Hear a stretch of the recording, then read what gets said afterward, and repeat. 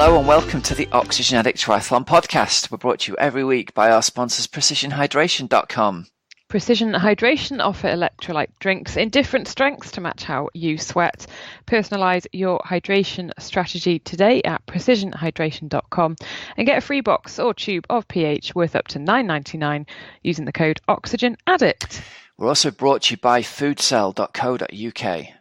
The next generation of top tube nutritional carriers for your bike, designed to allow endurance triathletes and cyclists to carry enough food and gels while allowing easy access. Check it out at foodcell.co.uk. And we're also brought to you by teamoxygenaddict.com triathlon coaching.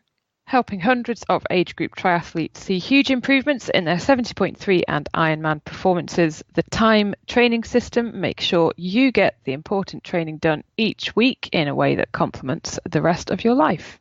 All right, everybody, welcome to the show. This week we've got a cracking interview with Simone Mitchell, who's just been crowned British 70.3 or middle distance champion, and she's also going to be racing Wales in a couple of weeks' time. So it was great to catch up with her and hear about her recovery from injury. We've got a whole bunch of results, haven't we, Hells, to catch up on over the past couple of weeks, including previews of the 70.3 World Championships coming up this weekend. So, Hells, welcome back. Lovely to chat to you. It's been a couple of weeks of not pre-recorded, but people flying solo shows, hasn't it? With summer holidays and one thing and another. I know. It's sort of I've missed the manic Mondays of podcasting. It's It's good to be back. So it's good to be back. I know it's good to be back. I need to tell you a few things, Rob. Go on. So one of them, you remember months ago. I said I am going to get some prescription goggles. Okay. Finally got some. How are they working out for you? I tried them out last night for the first time. I'm so disappointed. Oh no, really? Is it not making a difference? Oh no, I mean, if they didn't fog up and if they weren't leaking, then yeah, they would make a hell of a difference. Oh no. But they fogged up straight away. So if anyone has any tips, because my normal goggles do not fog up, they're fine. And if I'm going to try them for a few more sessions, and honestly, if it does not improve, I'm just going to go back to not really being able to see. Oh, that's hopeless, isn't it? Is it because are they made of a different material? Are they glass rather than plastic, so they can get the lenses right? Or is it like a temperature thing for the fogging? It could be. I was so upset. I was so excited to try them. Yeah. And I was like, oh my God, I'm going to be able to see in the water for the first time ever in my whole life. And then, oh no. So yeah, that was a disappointment last night. And then I did 10 miles of the Warrington Way yesterday. Okay. Yeah. Ran across a field with a lot of manure in it. Yes, it's meant to be a little bit rural in places.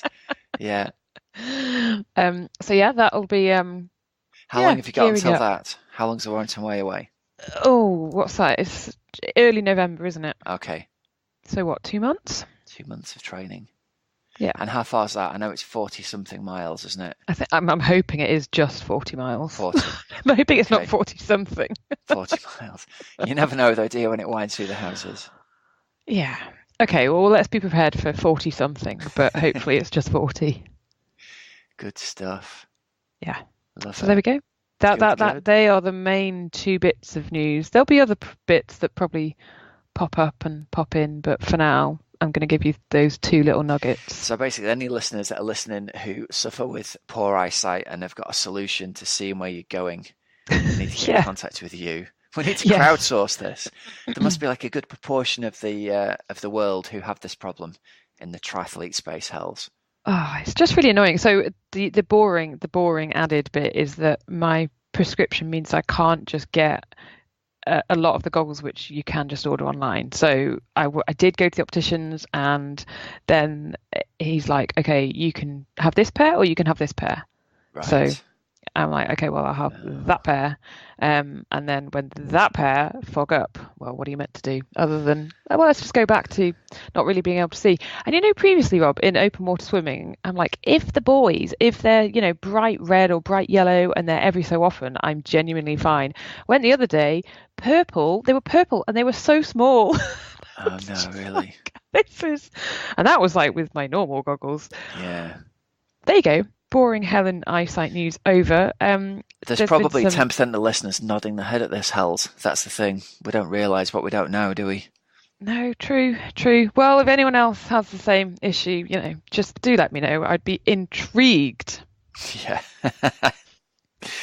Oh, man.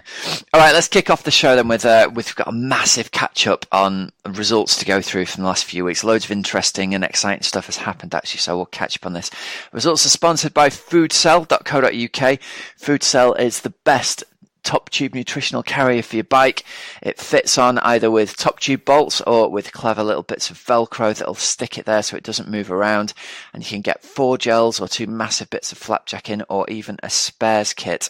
You can open and close it with one finger, and you can actually get stuff into and out of it, unlike a lot of the other top tube carriers on the market. So if you're racing middle or long distance, or even if you want one on your bikes, you can fish stuff out as you're out on long training rides. This is the product to go to. The price has been reduced by £5 to $39.99. And do you remember, Hells, they had a competition running for a free entry to Outlaw X, which is taking place on the 22nd of September at Thoresby Park in Nottingham. So a few weeks to go yet. The winner of that was, drum roll, Joe Lloyd from London. Joe, congratulations. You'll be being contacted by Foodcell with the details of your place for Outlaw X. So I will see you there. Pop over at the expo and say hello to me and other members of the Oxygenaddict team. It's sold out, Rob. I did see the race now. Yep, it will have done. Outlaw X, yep. Over the weekend, I think, or late last week, it said, we have sold out. So yeah, everyone gearing up for that one in a couple of weeks. Going to have a really good day, according to Mr. Brown, Mr. Rich. Yeah, he's been out and ridden the course, hasn't he? And he gave me a report and said, "Oh, it's a rider's course. Yeah, good tarmac, fast course." Yep. So looking forward to that. And there's meant to be a big a proper end of season party after it as well. If people are camping, you can get tickets for their end of season Outlaw party. So that should be fun. Lots of triathletes limping around, not able to walk after racing all day. Brilliant. Why wouldn't you? Why wouldn't you go? Yeah. I think that sounds good fun. I would be there if I was not in Italy. Aye. Well, we'll party in your absence, Hells. Thank you. And I'll be partying in Italy. All right, let's kick off the results. And first up from major results from this weekend was the WTS Grand Final. Now, Hells, I've read a little bit about this, but I didn't get to see it. So give us a catch up. What happened there? Oh, God. Right, Rob. Because I believe spend some time this week. Special Helen special, wasn't it? It was a Helen special. No, spend some time this week and go and try and watch the highlights or something. And I know the BBC would have put together highlights of it. So just go and catch up on it, because there were 2 incredible races to finish off the season, which has been, on the men's side especially, it's been very, very open, hasn't it? And you've had different winners, and it's been really quite exciting. And you haven't just had like one person dominating. And in the run over the weekend for the men's race, oh my God, you had Christian Blumenfeld up there, my favourite Norwegian. Your favourite Norwegian. He was out of T2 and he was going for it. And you're like, yeah. But then you had Mario Mola behind him and Vincent Luis and others, and you're thinking, oh, can he hang on? Can he hang on? And then Mola caught up with him and you're thinking, oh, no, he's gone. But then he fought back, Rob. He fought back. Yeah. And basically he went on to win his first WTS race, which was great, ahead of Mario Mola and then Fernando Alasa. But in the actual sort of World Series standings, Vincent Luis finished at the top to become world champion ahead of Mario Mola and then Javier Gomez, which Javier Gomez, again, that is another World Series podium for him. That is pretty impressive, isn't it? And I saw that really he's now, isn't it? Yeah, it's just the consistency over however many years, and he's now gone on to Nice because he's going to be the 11th podium he's had at the World Championship Series. For a guy who supposedly has stepped up to racing sort of middle and long distance now as his focus, that's unbelievable, isn't it? Yeah, and that's the just to sort of like make it clear, that's the 11th time he's been on Yeah, the on the World podium. Championship Series podium. Yeah, So obviously not just a WTS race, but the actual overall yeah. podium, which is wow. It's an Speechless. interesting time, isn't it, that he's kind of going back to the olden days where, you had the big four racing every distance from Olympic through to Ironman and being one or two of the best in the world at any distance they went. He's going with a real chance of winning the 70.3 Worlds this weekend and a real chance of winning in Kona. If the races go his way, he is one of the few athletes who is competitive at the very, very top level across all distances at the moment. Yeah, he's a phenomenal athlete, isn't he? Absolutely phenomenal. Really good. And then over on the ladies' side, what happened there? Well, the women's race was equally as thrilling and exciting. So again, I urge you, if you have not seen any of the highlights, seriously, go and just track them down and treat yourself to a little quiet time some point this week to watch it. So all through the season, Katie Safiris, Jess Learmonth and Georgia Taylor-Brown had been sort of there or thereabouts, pretty much dominating, and actually it did finish the race that way.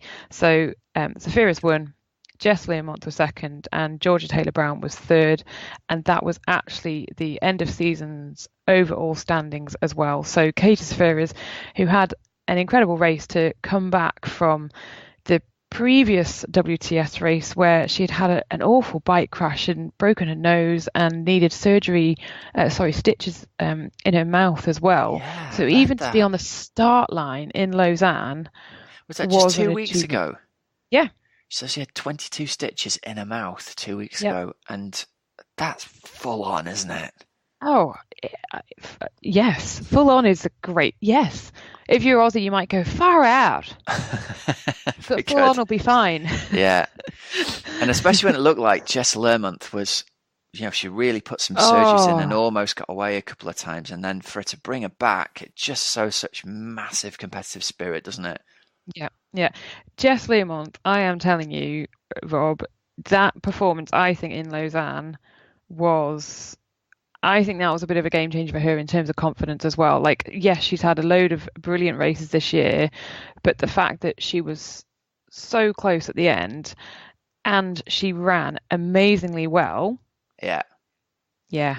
And she raced like a runner at the end as well. Yeah, that's what I'm saying. My money would actually been on Georgia Taylor-Brown at that point, but yep, definitely. Learmonth has really raised her run game, hasn't she? Exactly. So, right, let me ask you this. Do you think we're looking at the three, not favourites, but possible favourites for the podium for Tokyo? I think you probably are. I think you are, but I think there's always something different happens quite often, doesn't it? I reckon. Olympics, yeah. Yeah. Yeah. Yeah. Because if they go into the Olympics in the form that they're in, yeah, it's hard to see the race not playing out that way, isn't it? With Jess off the front in the swim, just killing everybody, and then right from the start, it doesn't become like a big pack race where everyone rides around together. It's exactly, and that's what 5 or 6 people absolutely trying to hang on to each other's wheels. Yep. Yeah. Yeah. And obviously Flora Duffy, who's come back from a long time out injured, she was up there, she was pushing hard on the bike yesterday. Was it yesterday? Day before? Yeah. Pushing hard on the bike, but I don't think she hasn't got that race fitness at the moment, didn't have the run fitness. Nicola Spirig, we mentioned her a couple of weeks ago after her amazing performance in Hamburg to qualify or secure her place at the Tokyo Olympics. Again, she was pushing hard on the bike yesterday. She still is coming back from having her third child. What is another, 6 months of consistent training going to do to her as well? Because she finished 10th in Lausanne in the grand final. And it's who can make the first bike pack for the women, isn't it? Who can? Yeah. I don't think anyone's going to swim with Jess, but who can bridge up on that first part of the bike and make that first group? And if Spirig is this incredible athlete who didn't quite have the swim this weekend, And it sounds like she dragged most of the second pack around and did. blew people off her wheels. Yeah, and no one was really helping her. Yeah, I think it's probably that people couldn't help her. Well, maybe that too. If she's riding time into the front group when there's 4 of them riding together and she's still catching them, but yeah. She's a beast. I'm just going to say, Rob, we mentioned there what Katie Safiris, Jess Learmonth, Georgia Taylor-Brown and Nicola Spurrig. We've mentioned all of them. If you've not heard the interviews that we've done with any of those 4 athletes, just go back and listen to them, because they're brilliant. And like Jess and Georgie, you kind of hear about more their background in the sport and how they got into it. And obviously we interviewed them a little bit ago, and they were still sort of pinching themselves going, am I really here? Yeah. But just fascinating. It's interesting to catch up with them in the off season, actually. Yeah. And see how the perspective has changed now. They've gone from like, am I really here, to, I'm here. have we really just finished second and third on the overall WTS series podium? Totally. It is on my to-do list. So yeah, love it. All right. Watch this space, everyone, for more interviews to come. All right. Well, there's been loads of racing has happened, Hals. It was an unfortunate time in a way to take a break from doing the show in our standard format, because there's been so much interesting stuff's happened over the last few weeks. So let's go with a bit of a roundup, shall we? First up, we had in Dublin, we had 70.3 Dunleary. Amazing win for Ali Brownlee and for Nikki Bartlett there. They were both pretty dominant, weren't they? It has to be said. Yeah. They were, and that's another Nikki Bartlett. We've had a lot on the show, and I think this year she's just made that massive step up from the consistency and consistent of being there or thereabouts on the podium to actually getting onto that top step. To expecting to be racing for the podium in these races now. Totally. And this weekend, Rob, she was competing in Lausanne as well in the paratriathlon, and I think picked up silver. Oh, brilliant. I'd forgotten that. Yeah, with Mel Reid. So another confidence boosting performance, and she's going to be going to Kona on a complete high. Yeah, definitely. And then we had Ali Brownlee putting in a 1:11 half marathon in his race. So he's obviously in great form going into the World Champs in Nice this coming weekend. So we can talk a little bit more about that later on, can't we? Yes. Yep, we can. Then there was some super fast racing as well down at 70.3 Vichy, where we had Emma Pallant. She ran her way onto the podium. So really strong run from her. 1:16. Yeah, I saw that. But it must be so reassuring finally when for a runner like Emma, who has come from a running background, to when it pays off and you can run well off the bike and you can show all that running pedigree that you've got behind you. So I think that'll do a lot for her confidence going into Nice. The Nice course will definitely suit her in terms of hard hilly bike, followed by a runner's flat run course where you can keep a tabs on your competition on the out and back on the Nice seafront. So I think she'll be going into Nice feeling super confident. Yeah. And then Rob, you mentioned you won a 1:11 half for Brownlee. Well, at Vichy, McNamee, did you see what he did? Yes. 1:08 half marathon for Dave McNamee to finish second at Vichy. Yeah. So again, I didn't see him on the start list of Nice. Actually, I don't think he's on there. I think maybe Kona. Yeah. But do you know what? I'm having that kind of run speed. Let me just have a quick scan down the page. That kind of run speed is quite staggering for someone who isn't racing the 70.3 World Champs, isn't it? Wow. Well, yeah. We've always known he's a super strong runner at the Ironman full marathon distance, but that's something else. 1:08. Oh, he said when you hit the red carpet, the pain suddenly stops. Less than 6 weeks until the most important finish line in our sport. #Kona. We'll talk more about Kona coming up as well. Good stuff. So great one for him. All right. Other things happening this weekend. One of my athletes sent me a video through from the Brutal, which there's half distance, full distance, double distance races there. and the most unbelievably unpleasant squall blew through at the start line there. So how people got on doing that, it was umbrellas turning inside out in the driving rain and wind kind of weather there. So brutal racing there, literally. Not fun.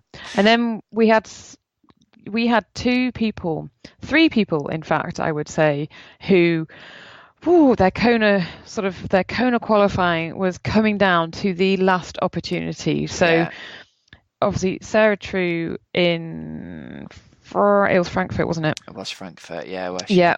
Where she was all nailed on to get the win, get her Kona spot, and then collapsed, didn't she? Just less than a mile before the finish line, and it was like, oh goodness. Yeah. But she went to Mont Tremblant, she raced in Mont Tremblant, and yes, she got her Kona slot, so that's fantastic because she finished 4th there last year. And you want the best athletes in the world, don't you, to be racing against them at the World Championship. So that's fantastic. And then Annie Haug, who we had on the podcast a few weeks ago, she had been struggling with injury. She had hoped to get her, what's it called, Rob? She just needed to finish, didn't she? Because she finished the validation thing. Validation, that was it. So she just needed to validate. But did she validate in style? She did an 8:31 at Copenhagen, which was great. Do you know what? We'll come back to. Let's come back to her performance in a minute at Copenhagen. Let's go back to Mont Tremblant for a minute, because Sarah True finishing 2nd there. We haven't mentioned Carrie Lester broke the course record to win.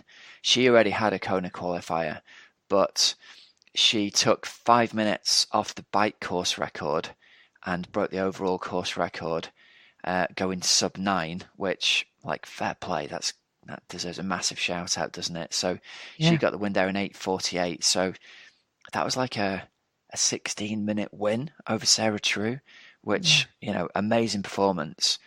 And then over on the men's side, we had, is Lionel Sanders even going to get to the start line of Kona this year after his injury back in April? So he managed to get the slot by finishing 2nd, and I've watched some of his online videos and stuff. He considered himself to be really underdone and just kind of wanted to get himself there. He had a great performance, actually, really good swim for him, only being like a minute down on Cody Beals. He then biked really hard, in his own words, and rode a 4:15. So him and Cody Beals came off the bike. I think he had a few minutes over Cody Beals, but then Cody Beals put in a 2:42 marathon to take the win and break 8 hours to go 7:58. Now, Mont Tremblant has never been considered a fast course. It's never been considered it's a hard, hilly, hot, humid course. So to go sub 8 on that course is amazing. Lionel Sanders goes 8:05 in 2nd, and he pretty much blew apart at 30k and had to do a lot of walking over the final 12k. Still puts a 2:53 marathon together. And I've always been a bit of a fan of Lionel, as you know, from the early days. One thing that's really noticeable from his videos is he's been working a huge amount on his run form after his injury, and he looks like a completely different runner now. That kind of one-sided, almost limp that he had before looks like it's completely gone. So, super impressive for those two. So it'll be interesting to see whether Cody Beals can be a contender at Kona, or whether that's his, to go so well, so close to Kona relatively, might impact on his performance. But a world-class performance from him, really impressive.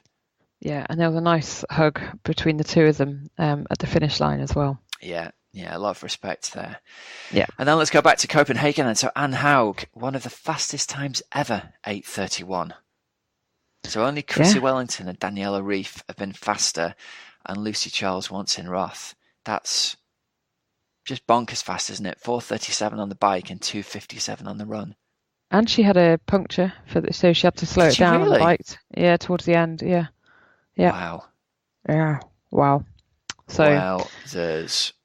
Yeah, it was a female only pro race. Field, I'm with you. Yeah, sorry, couldn't get the words out at Copenhagen, and then the pro men raced in Kalmar. But significant, I think, performance from Annie Haug, who who said at the end, because I grabbed a very short word with her at the end, and she just said, I really didn't know what my form was coming into this because of having those injuries, and she hadn't been doing, or she had only been building up that run training again. So to go out and do that is, mightily impressive. Yeah.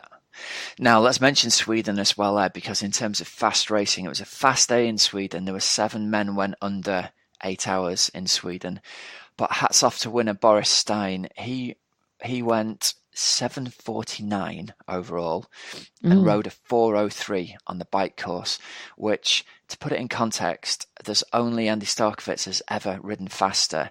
That was 11 minutes faster than when Cam Worth did this in 2017. That was the previous bike course record at Sweden. So 4:14, eyebrow-raising fast bike time already. To go 4:03 is just mind-blowing. It was something like 12 or 13 minutes faster than anybody else on the day. 9 minutes faster, than anyone else on the day. And he closed off with a 2:53 run as well to go 7:49. So I think he's one of, it really is good, isn't it? Yeah, I know he's a big pal of Joe Skipper's, and Joe's talked about him a lot and how he's got a lot of respect for him. So he really put an amazing performance up there on the board. And then Dennis Chevreau broke the run course record to go 2:44 on the run. So yeah, more fast racing. Yeah, that's amazing. I know the winds can play a big part in Kalmar because it's mainly, the course is very flat, isn't it? And I get some bits are exposed and some bits are protected, and the winds can make a big deal. Yeah. But yeah, it's still to be so much faster than everybody else on the day. It shows it's an amazing performance on an amazing day, doesn't it? Yes. Yeah. And also a shout out as well in third place, Matthias Pettersson. That was the fastest ever debut Ironman performance, 7:52.29. Yeah, imagine doing that right, first Ironman out. Bit of potential there, Matthias. Yeah, that's good. We'll be hearing more from him for sure.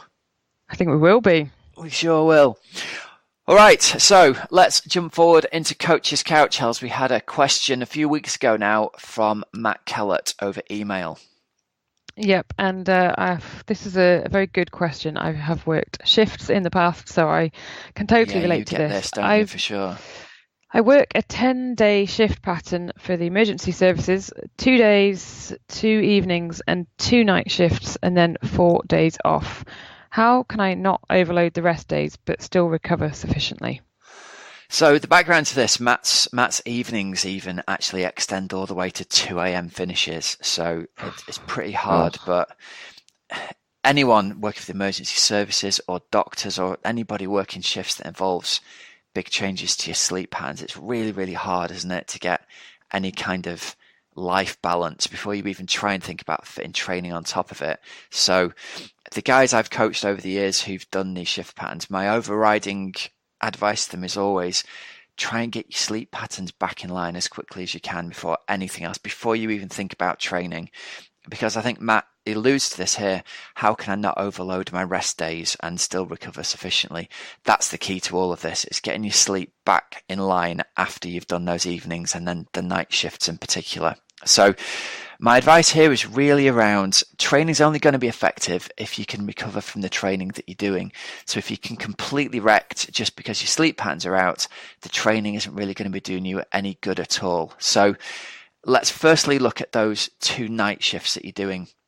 My advice to the athletes who have trained like this has always been try and do something between your night shifts, even if it's just something to get you out in the daylight, if it's either just before you go into a night shift or just as you get to the end of a night shift. So something that gets you outdoors in the sunlight, maybe even if it's just a half an hour jog that has a recovery effect on your body. Doesn't have to be training, but get out into the sunlight. And then after you've done that second complete night shift, have a total day off, focus on getting your rest and recovery and getting that sleep in, and then try and get back into the pattern of your normal sleep patterns. You've then got 3 days to train properly, in inverted commas. And if you're doing middle or long distance work, that's where your bigger, longer sessions are going to have to be. And then as you go back into 2 day shifts and 2 evening shifts, think of those as shorter training sessions. So maybe a session of up to an hour, but everything's got to be around balancing your sleep and trying to get back into the sleep pattern. It's really hard, isn't it, Hells, when you've got that sleep pattern getting shaken up every 10 days? Yeah, it's horrible. I mean, when I did night shifts, I wasn't even into triathlon. And I just used to feel horrible. And in the winter in particular, it was really difficult because, you'd finish at 7 a.m.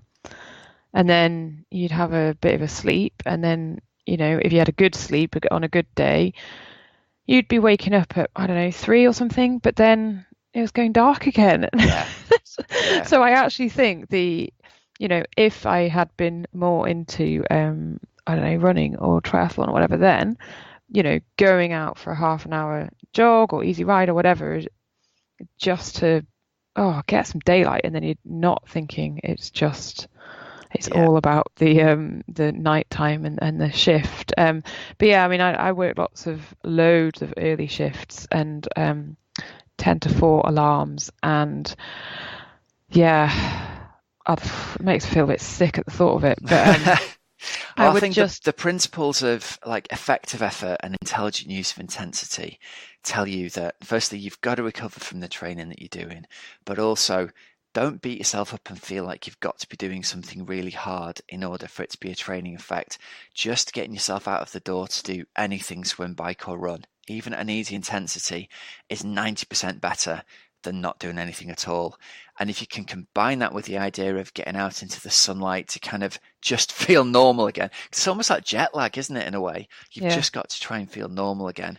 So get yourself out in the sunlight, Matt, and just try and get something done. And be kind to yourself. Don't worry about having to hit paces or times or things like that. Yeah. And the one thing that I would do, because I guess you find out what works for you as well. And I knew if I didn't go and do something as soon as I finished, so I'd take my kit with me. So I would be finishing at like lunchtime. But I think you could, I think you can relay this to whatever your shift pattern is. But if I didn't do something as soon as I finished, then it was unlikely that I would do something. Exactly. So I would pack my kit, pack snacks, do whatever I needed to do to make sure that when I was still awake, I would go and do something. But I do know at the end of the week, I mean, I would just be falling asleep on the settee at 7 o'clock on a Friday. Yeah. So you've got to do it either before you do it or straight after, because if you even sit down to think about it, you're not getting it done.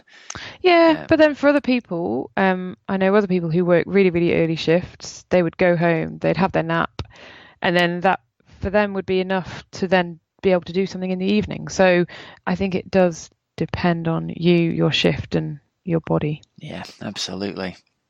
Right, so this week we've got a little promo from Team Oxygenaddict member Sean Trimble talking about his experience of training with the team. Hi guys, my name is Sean Trimble. I'm a member of Team Oxygenaddict, and I'm doing this video just to tell you how Coach Rob and the team have really helped me to transform my triathlon training. I am in my third year of triathlon. I started off basically doing some short races, some sprints, and then looked to join Oxygenaddict and have been a member now for 2 years. Without a doubt, the training and the coaching has enabled me to really improve an awful lot. So for example, my FTP has gone from around 150 when I first started to upwards of around 270 currently. And also my 70.3 racing has really come down from last year, where I managed a 615 to this year currently at 538. So I've seen some real huge gains across the couple of years that I've been with the team. Two main things really enticed me to join the team. One was Rob's approach to time management. I'm a head teacher, do long hours, so the approach to training from managing time very carefully was absolutely essential for me. And also I had to do something different because I was suffering an awful lot from injuries around running, to the point where I was almost going to give up sort of almost all forms of running type activities. I guess the approach to running has particularly helped me because of those injuries. So running at e-pace and running a lot slower for the vast majority of the time just seems to work. When you combine that with the approach to the cycling and doing, particularly during the winter months, some really hard, high-intensity cycling and working with power, you do see that transfer of your cardiovascular fitness into your running. And of course, the best thing about it is that your risk of injury is really, really low. I think the way that the team is structured and the setup is absolutely fantastic. The community and support that you get within the team is absolutely awesome. It's brilliant.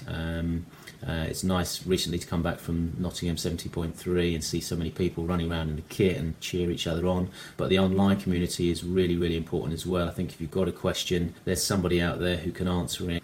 So in summary, I love the team. I think it's absolutely fantastic. It's been brilliant for me. I'm able to train very, very consistently. I'm injury-free, which is fantastic.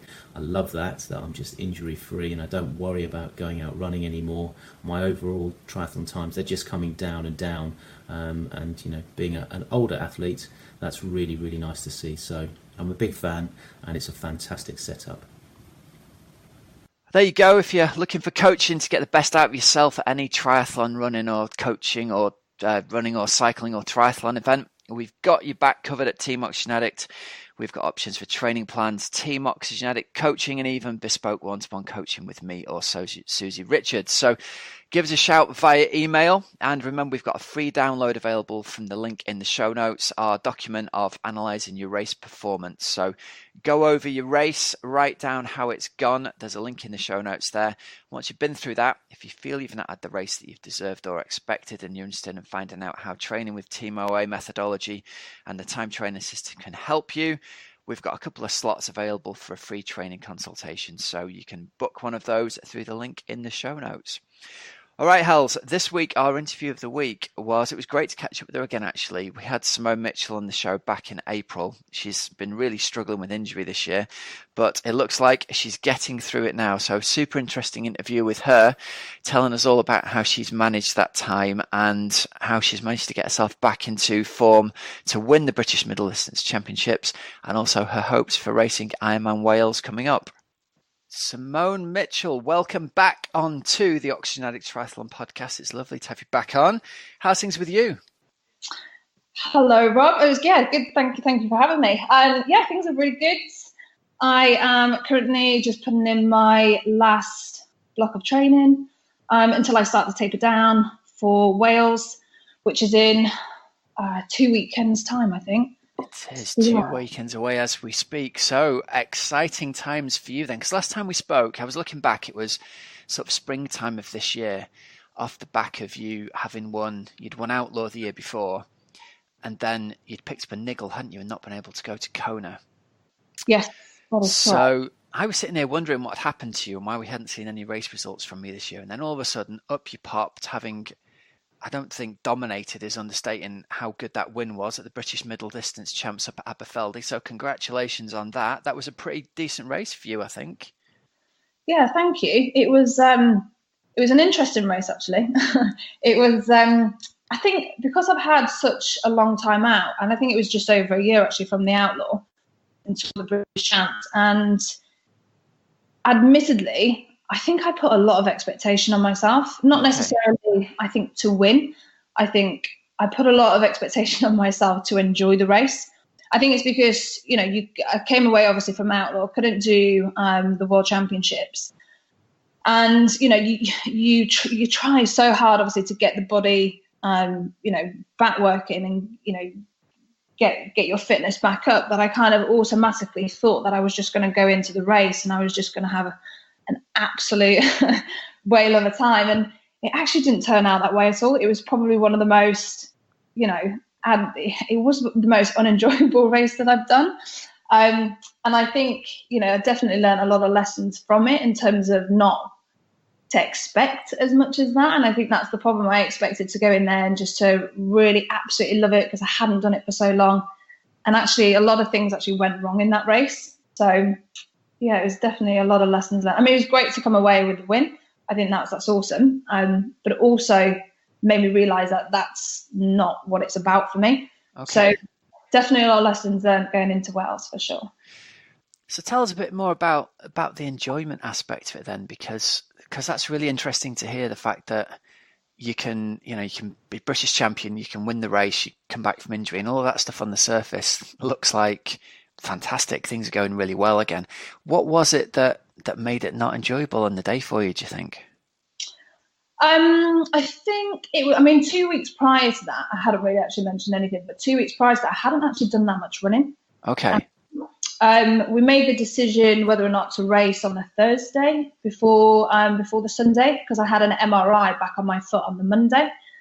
I think more so personally for more peace of mind. I think once you've had an injury that's put you out for that long, I think you're so hypersensitive and hyper aware of it that anything that's kind of going on, automatically I thought, God, I'm right back to square one.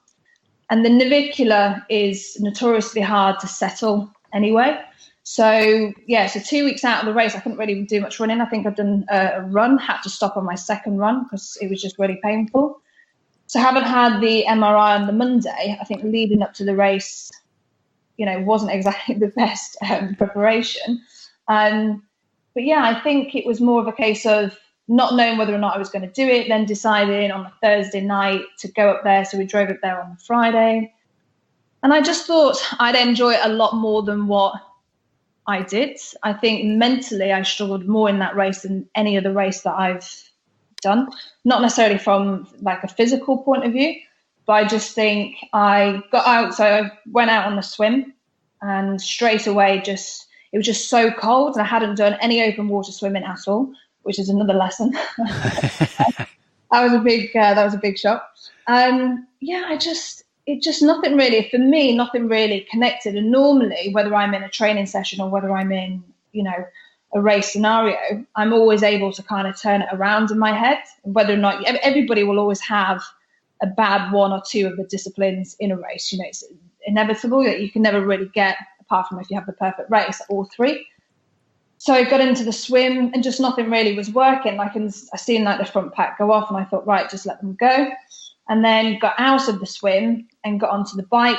And I was 10 to 15 watts down than what I would even do in training, let alone in racing. And again, I just thought, God, like, what is happening? And I just kind of, went with it and just thought, keep going. So it was a proper mental game, actually. But actually stepping away from it and looking at it now, I think it was probably the best thing that could have happened, because I know now that going into Wales, whether I enjoy it or, whether I struggle or whether I do well, it's released that expectation. So I feel a lot more relaxed actually going into Wales.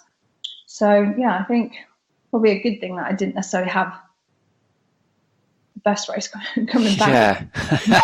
Anyway, it's funny to hear that I always think it's interesting to hear when pros like yourself talk honestly about what their mindset was on race day, because I think it's easy to assume, I certainly assume when I race, my mindset goes, everyone else is having a great race and I'm not. It's this assumption everyone else is going great and my power's down, I feel awful, and I bet everyone else feels great.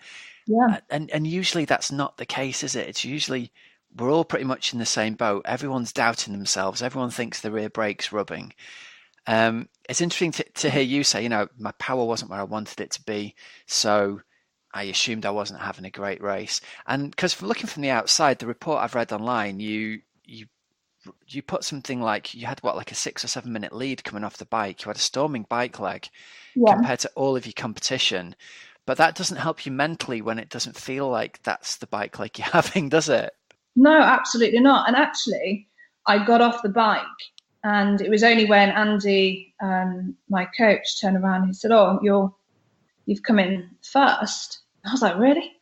He was like, "Yeah." And I was like, "Oh, well, I may as well best get running then."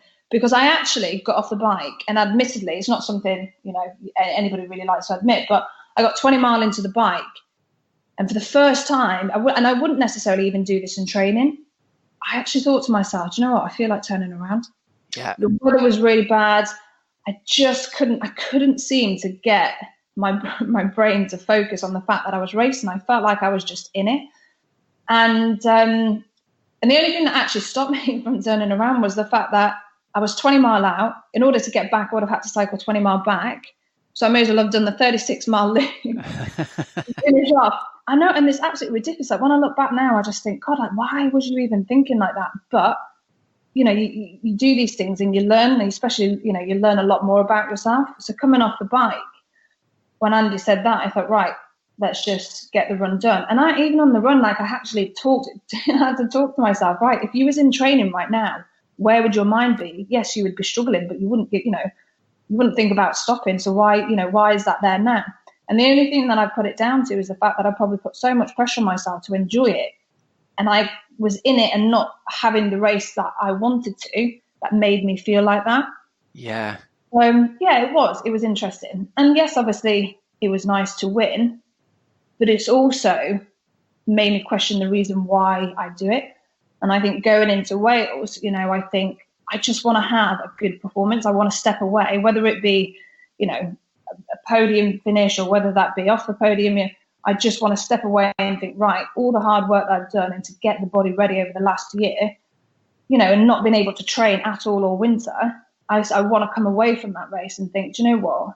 I'm really happy with what I've just done. So yeah, I've come away with a sense of why I'm doing it, which is nice, I think. Yeah. It's really interesting, isn't it, that you put pressure on yourself to enjoy doing it, and when you found that you weren't enjoying it during the race, it made you want to stop. And then afterwards, when you discovered that you'd won and you'd had a good performance, you took more enjoyment from the fact it was a good performance than you did from wanting to just go and enjoy the day. Yeah, it is. I think it's all, you know, it's all mind games, isn't it? And I think, you know, you're constantly learning about yourself and the way that you train or race and how you go into the next ones. And I think that's the whole, I mean, that is sport in general. Yeah. I think it was, but yeah, I definitely came away from that and actually sat down and it made me think. But it's good because I actually do feel a lot more relaxed going into Wales. So, which is good. In some ways, it sounds like that if you, like most people, if they want to take the pressure off themselves, I think, well, the performance isn't that important and I'm just going to go and bimble around.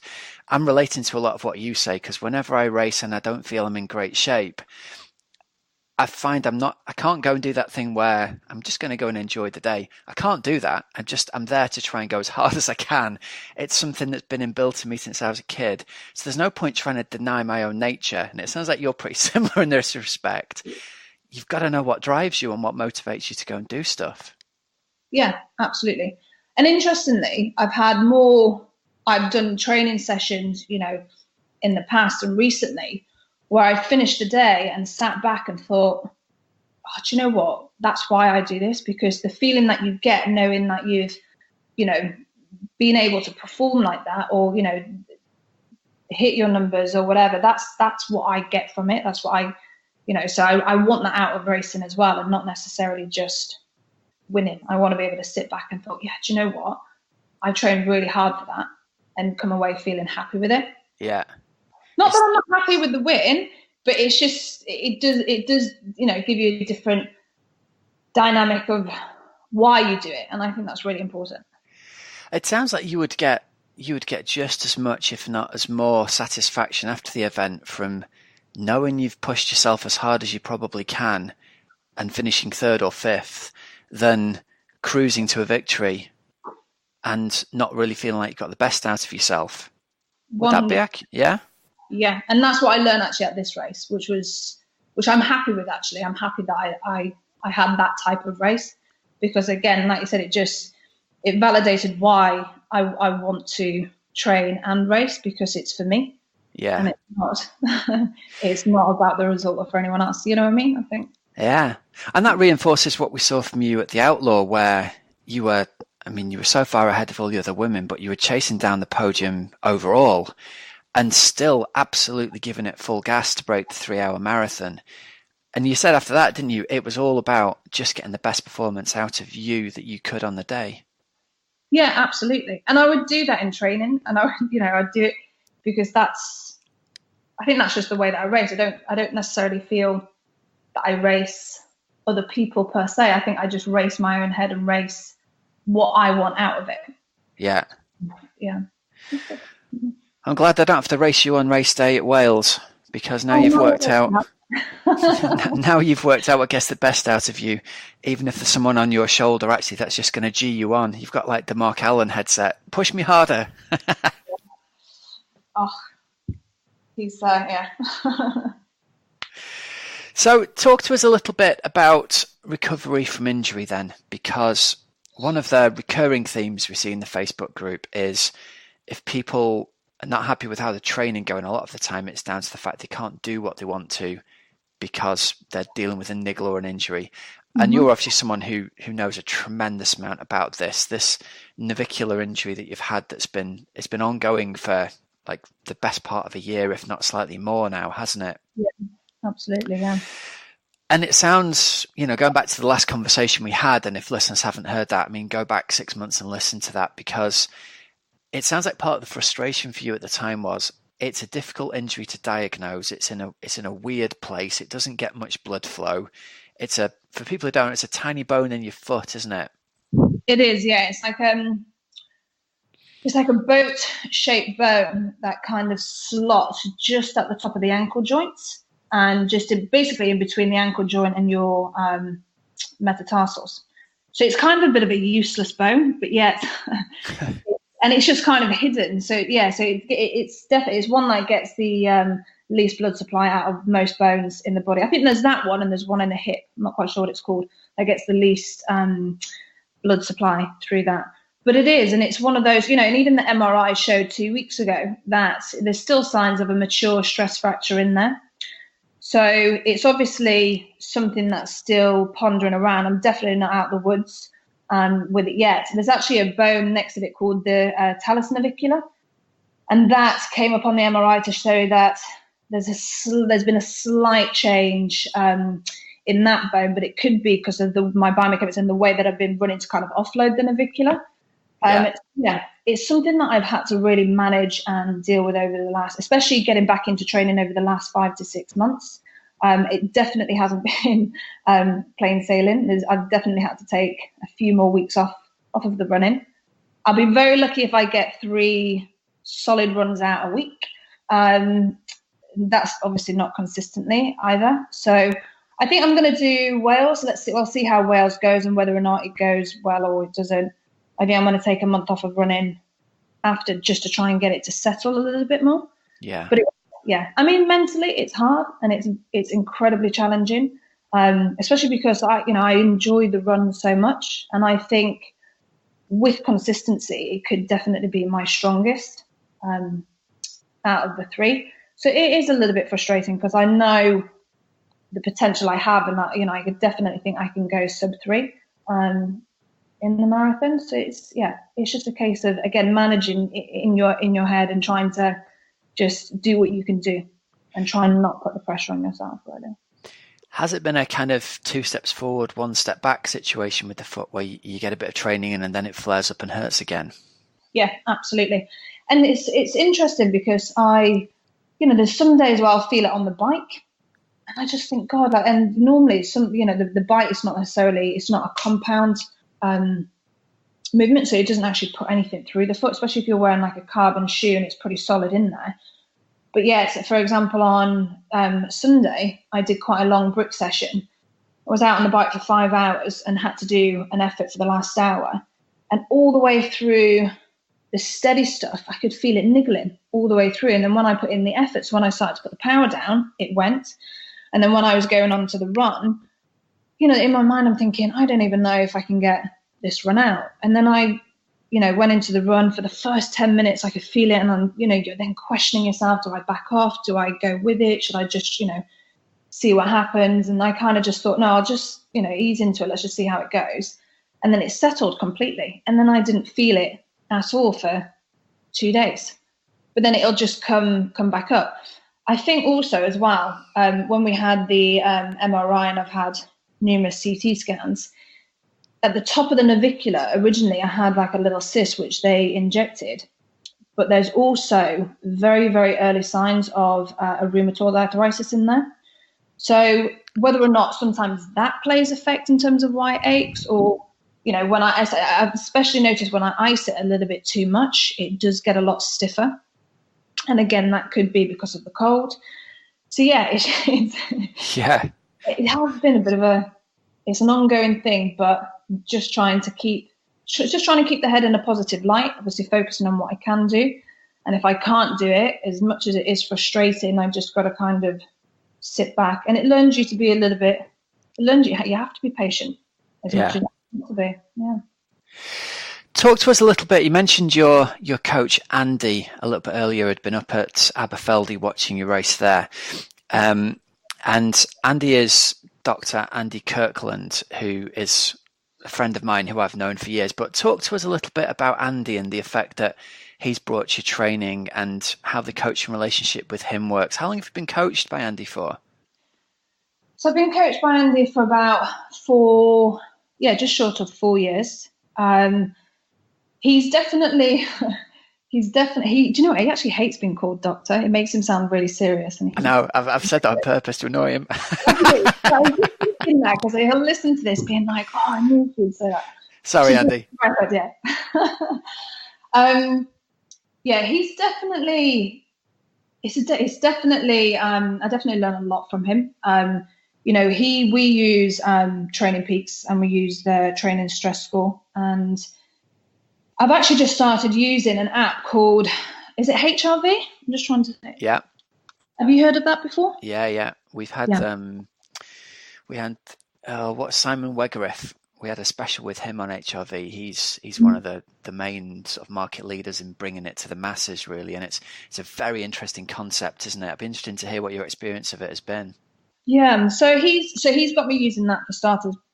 Reason being is because he doesn't think, I know that I don't give probably as much feedback as what he would like from me. So again, it's just another way of him keeping tags and just, seeing what's going on with the body. It's definitely been a learning curve over the last 4 years. I mean, we do use numbers, not massively. We do go a lot. We do sessions on feel. But I've definitely learned a lot from him. Like, his knowledge is second to none. It's ridiculous. He's incredibly smart. And he's definitely changed my outlook in terms of how I train my athletes. The relationship is really good. Admittedly, we don't see each other enough. I'd love to see him more, and I'd love to, have his eyes on me for him to see like how the body moves and going into sessions and seeing if I'm tired or not. Because I think we all do it to a degree where, Ironman training is, you're always going to be tired. Yeah. It's very rare that you're going to wake up fresh, but it's learning to know how tired you are. And I think sometimes when you're face to face, or when somebody is looking at you, it's easy for them to see just how tired you are, because mentally you're ready to go. Mentally you're wanting to constantly push. So it would be nice to spend a little bit more time with him. The race at the British Championships, that was the first race that he's actually ever seen me do. Okay. Which I said to him, normally I don't race like this, by the way. Normally I'm not. But it was nice, yeah. So it was good for him to be there. So we do more just phone conversations, and I'm constantly, in contact with him. Probably bombard him with text messages.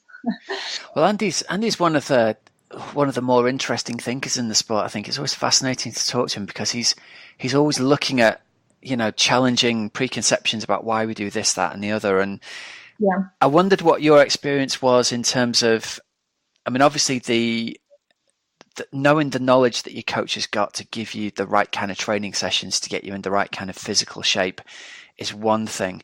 What are some of the things that you've got from him mentally in terms of confidence in yourself and belief in yourself that you think you've taken forward? I'm definitely somebody, and it's something that I've also recognised, and I think a lot of us do this. I'm definitely a confidence athlete in terms of I need to have certain sessions in the diary or certain sessions leading up to a race to feel like I've kind of ticked that box. Yeah.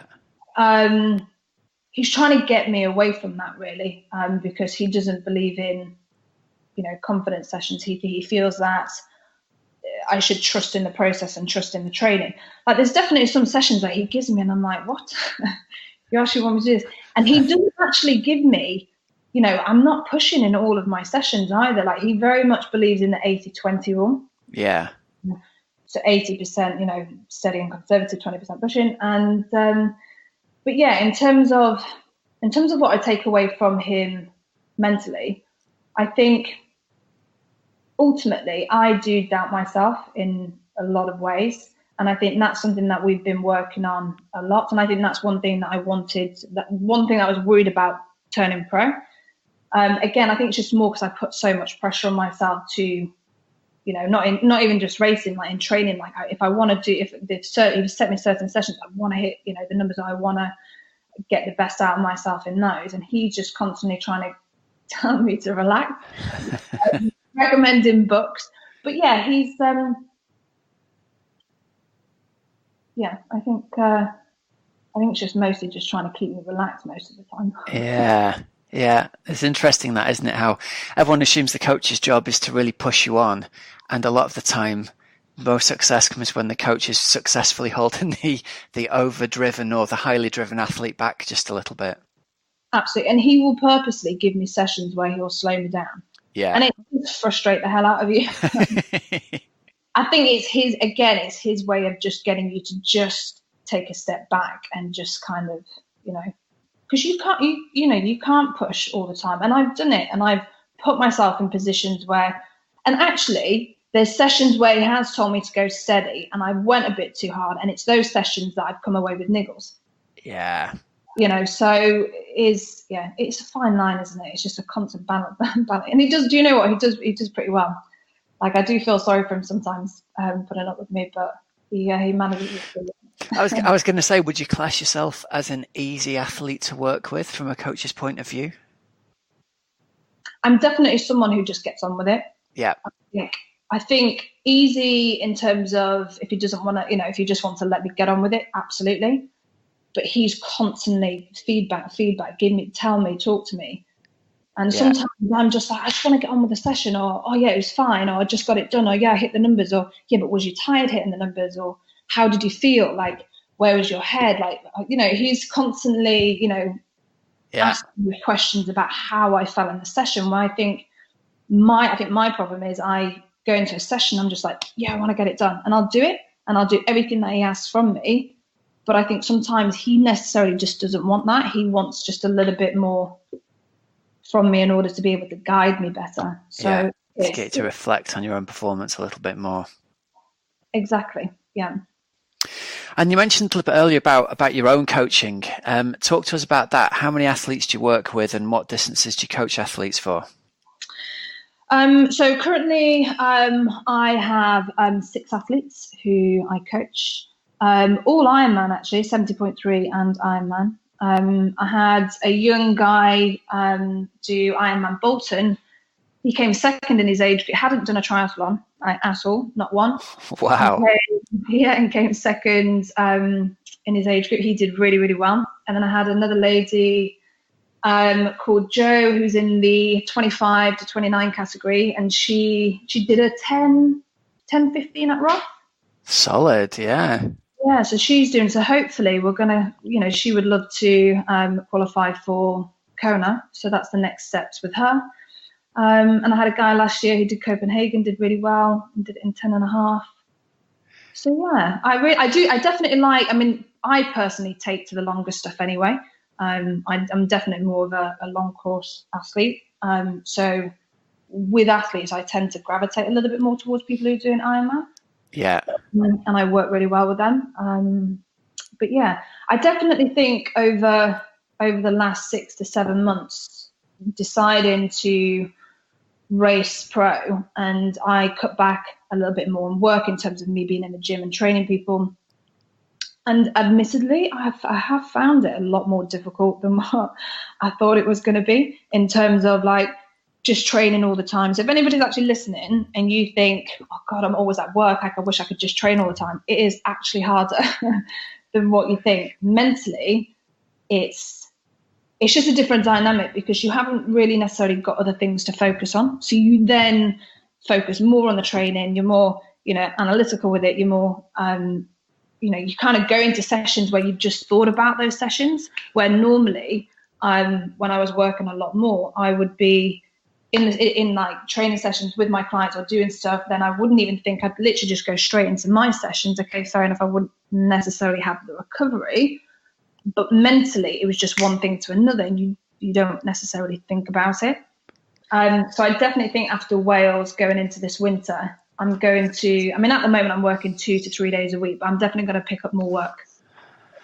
Interesting that the mental side of this, you kind of learn about yourself as you go along, don't you? And it sounds like you always assumed things would be better for you if you had to work less and could train and recover more. But actually what you're discovering is you enjoy the working with the other people more than you perhaps realize you did. And it brings an extra dynamic to your own training as well.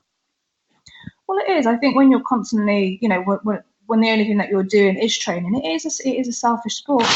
Being an athlete is incredibly selfish. And but I enjoy working with people. I enjoy helping people. And I think I also get a lot from that myself.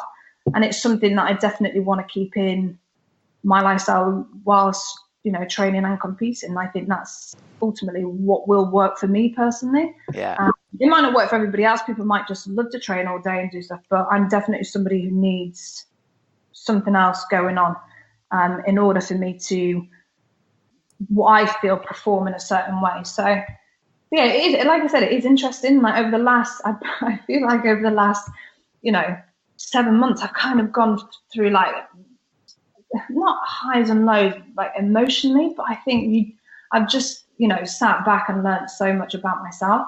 But it's good because now I know what will work for me and what's not going to work.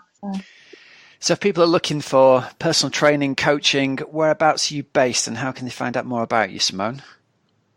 So I'm based in Winchester in Hampshire. So it's where I have my studio gym. I'm doing more online coaching now than what I would be doing one-to-one sessions. But what I would normally do is I would either coach the athlete in terms of the sport that they want to compete in, and then I do pre and post rehab programs, so strength and conditioning programs for the athletes, and then I'll get them in the gym, once or twice a month. They can either take that program with them and do it on their own, or if they want to come and see me, if they live nearby, they'll come in, once or twice a week. So I'm really looking forward to actually the winter, and I've got some new classes. I also do classes every morning. It can be Pilates classes or more conditioning classes, so using weights and doing rehab programs. Cool. And is it simonemitchell.co.uk? Is that the website to get you through? Yes, it is indeed. Cool stuff. All right. Well, listen, just before we wrap this up then, talk to us a little bit about your hopes for Ironman Wales in a couple of weeks' time. My hopes. Okay. I think anybody that's going into a race is always going in there for one reason. They want to do as well as they can. They want to try and get onto the podium. However, after the British Champs race, my expectations has changed a lot, and I actually don't really care where I come. I just want to come away from that race with giving the best performance I could possibly give. So if that is a podium finish or it's not, then I'm absolutely fine with that. But I think ultimately it would be amazing to qualify for Kona. I think that is my ultimate goal going into next year. So just try and get as close to that as possible, I suppose. And in terms of competition at Wales, could be an interesting race here, because obviously Lucy Gossage has announced she's going to race again, despite having, she's had more retirements than I don't know who. I'm just going to race again. It's great. So Lucy's there. She's obviously won it. She won it 4 times, I think, maybe more even. You know the course pretty well. Yeah, you've got Lucy Gossage, you've got Laura Siddle, you've got Alexandra Tondeur on the list, Anya Ripak, Mel McQuaid's on the list even, actually. So it sounds like there's going to be some solid competition there for you. And in terms of getting the best out of you, it sounds like that's exactly what you want, right? Yeah, I mean, I don't feel, there's definitely a massive, a solid group of athletes there.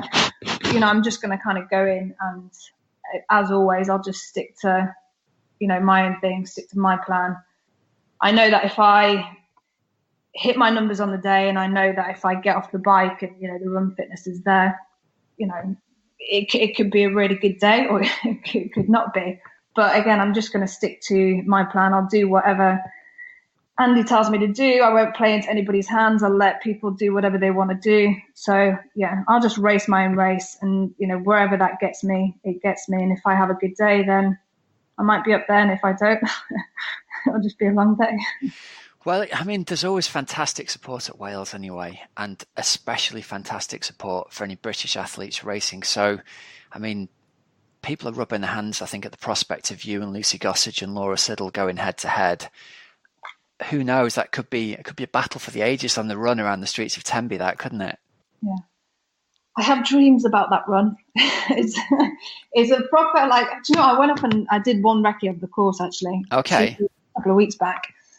And it absolutely teamed it down. It just bounced down the whole day that we was out on the bike. And it couldn't have been. And I kept on saying to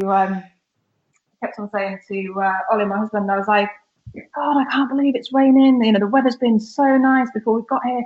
And he was like, well, this is actually what you want. You want to see it, at its worst. And I was like, yeah, okay, fair point. Yeah. And then I went and did a swim. That was the only open water swim actually I'd done from before the British Champs race. But I only went out and just kind of did like a little paddle. And it was like jellyfish everywhere, and I was like, Jesus. Yeah. And then I got on the run, and I was like, because Ollie was like, oh, it's up here. And I was like, oh, where do we turn around? He was like, oh, no, you just keep going. I was like, up there. And he was like, yeah. I was like, up there. And he was like, yeah. I was like, Jesus. I just didn't, I knew it was going to be hilly, but I didn't actually quite grasp just, how long it would go on for. So yeah, it's going to be interesting. There is hardly a section of flat on that run course, is there? It's up, down, back, out, round, back on yourself, back up a hill again. Yeah. But I'll tell you what, the thing you won't get until race day is just how packed the streets are in Tenby. Really? Oh, it's like running through a village fete. People 2-3 people deep on the pavements, and the way it winds back on itself. You'll just absolutely love it. It's the most amazing experience. Wow. I am. Do you know what I am? I'm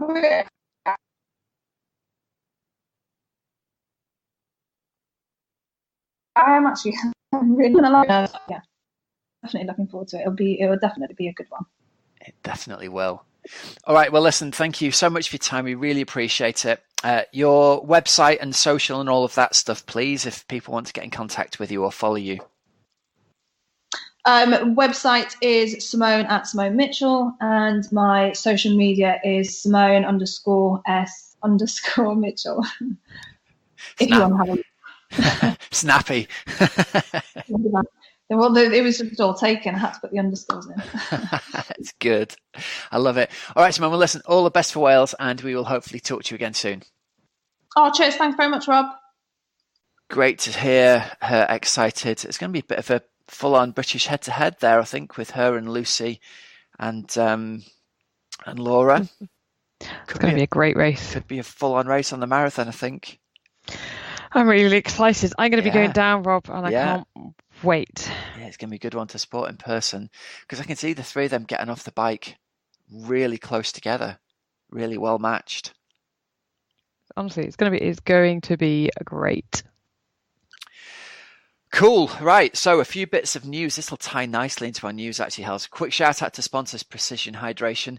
If you are going to take care of your hydration and electrolyte needs, get over to precisionhydration.com. Take their online sweat test. That'll give you a good lead as to whether you're a particularly heavy or salty sweater, and that'll help inform the strength of electrolytes you need in your water bottle for racing and training. They've got you covered from 250 milligrams of sodium all the way through to 1,500 milligrams of sodium. And if you've not tried it yet, you can get £9.99 worth of free Precision Hydration using the code Oxygenaddict. So first up in news this week, Hels, tell us about what you've got happening on Friday night before Ironman Wales. Yep, so on Friday the 13th of September at 6 till 7 p.m. in the De Valence Pavilion in Tenby, if you are going to be coming down to Ironman Wales, you're going to be supporting, you're going to be competing, come along, 6 p.m. We're going to have a Women for Tri meetup and a Q&A panel style event. It's going to be around about an hour. They're going to have freebies. Laura Siddle is going to be there. So we'll be able to have like a panel style. We'll be asking Q&A. There'll be freebies. And so it's not only open for women, it's men as well. I'm going to be there kind of co-hosting it with Joe Murphy as well, and then Lindsay Patterson, who's the regional Women for Tri ambassador. So yeah, really good Q&A session with Laura. There might be another member or two on the panel, but come along, come and meet everyone, mingle, ask questions, chat. Sounds any great. fears, come, just that, you know, we can answer lots of questions. So Friday the 13th, 6 p.m. to 7 p.m. in the De Valence Pavilion on Upper Frog Street in Tenby. Nice. So get along there. It's your chance to ask questions of pro triathletes. Really good to see Ironman's initiative there to get that community feel going and getting more women involved in triathlon. So the key thing there, Helt, is it's not just for women. Get along. No, it's really not. It's really not just for women. So yeah, anyone can come along, 6 to 7 p.m. And if you go, you're guaranteed to get extra shouts and support from Helen on race day. So get yourself along there, male or female. Correct. Good stuff. Right. So the last thing to chat about, Hells, is end of this week. It's the 70.3 World Championships in Nice. Exciting times.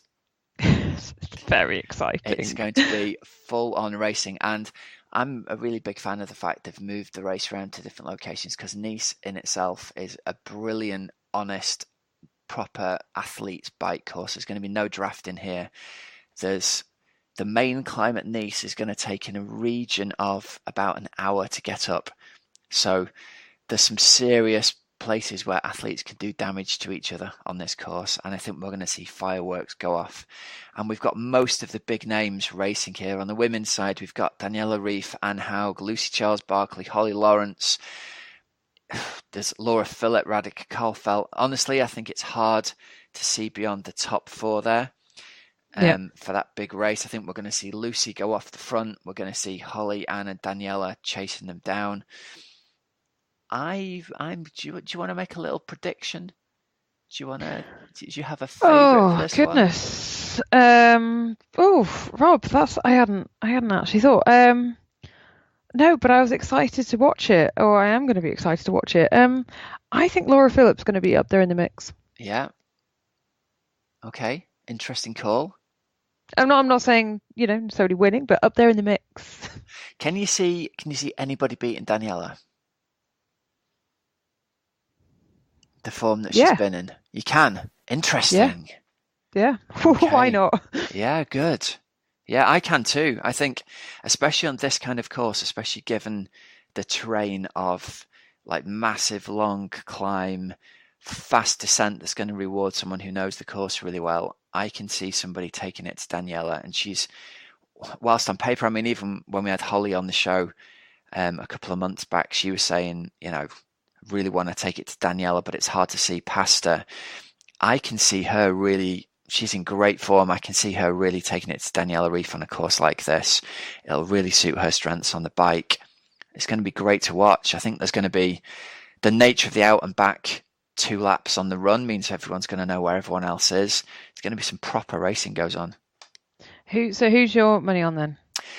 I'm going to go for Holly Lawrence. Okay. I think she's in great form. I think the course will really suit her. I think she hasn't got one eye on Kona, unlike Lucy and Daniela. And I think, there's very little fitness-wise to choose between them. Will it come down to a confidence thing? Possibly. I think Holly's got the belief in herself to take it to Daniela Ryf on the bike. And I think she's got the run form to be able to hold her off. That's my call. I'm going with Holly. Seriously, I can't wait to watch it. Okay, and then men's side?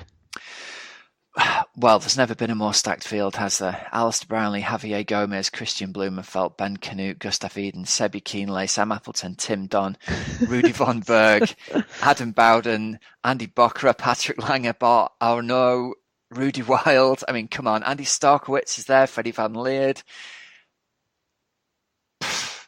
My money's on Brownlee for that one. Yeah, mine too. I think the course will totally suit him. The hilly bike course. He's in amazing form. Can Sebi Keenlay get off the bike with him? Yep. Can he run with him? No. Who else can get off the bike with him and have the legs to run? Gomez. Christian Blumenfeld can run with him, but can he bike with him? Oh, he can bike. Yeah, but over terrain like that, you just don't know, do you? You just don't know. I can't wait. It's hard to see past Al Brownlee and Javier Gomez in a head-to-head at a World Championships with the pressure on. I think that's the thing you've got to remember. World Championships, feeling extra pressure. Yeah, I think the two of them side by side on the run, Hells. Okay. I think we need to record like the last 2 minutes and play it back next week. Okay. See if any of us were either vaguely close. Yeah. Nice. Well, I guess tune in next week then, everybody, to see whether we were correct or just completely miles. Who knows? Anything could happen. All right. Well, listen. Shout out to our sponsors: PrecisionHydration.com, Foodsell.co.uk, and TeamOxygenaddict.com. Thanks very much for listening. I'm Coach Rob Wilby. I'm Helen Murray. And you've been listening to the Oxygenaddict Triathlon Podcast. Until next week, everybody, have a great, safe training and racing week, and we'll speak to you all again soon. Cheers now. See ya.